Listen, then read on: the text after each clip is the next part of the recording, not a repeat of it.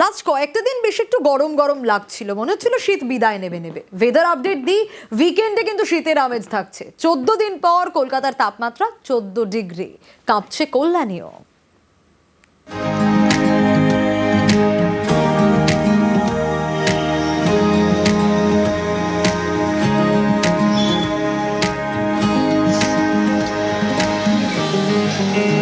আজকে সকাল থেকে বেশ ঠান্ডা একটা অনুভূতি হচ্ছে, যেটা ভালোই লাগছে। আমি এমনি ঘুরতে ভালোবাসি, তো আমার ইচ্ছাও থাকে একটু বাইরে কাটানোর, কিন্তু কলকাতায় এরকম শীত দিলে আমরা কলকাতাতেই এনজয় করব।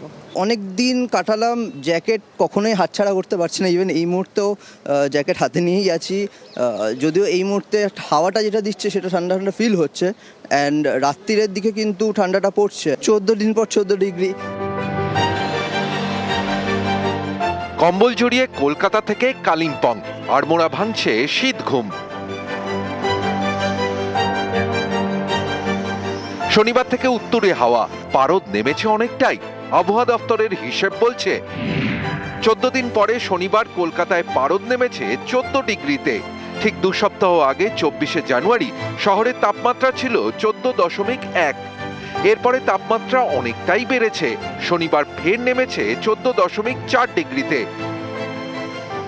আমাদের পূর্বাভাসেই ছিল যে আজকে সকালে ন্যূনতম তাপমাত্রাটা ফল করবে। পূর্বাভাস মতোই আজকে আমাদের 14.4 ডিগ্রি সেলসিয়াস ন্যূনতম তাপমাত্রা এসেছে।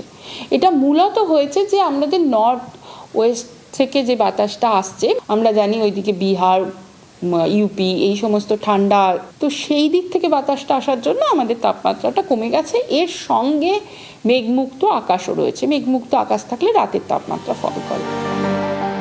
উইকেন্ডেও শীতের আমেজ। শনিবার দক্ষিণবঙ্গের জেলাগুলির মধ্যে সবচেয়ে কম তাপমাত্রা কল্যাণীতে 10 ডিগ্রি, বীরভূমের সিউড়িতে 10.2, শ্রীনিকেতনে 11।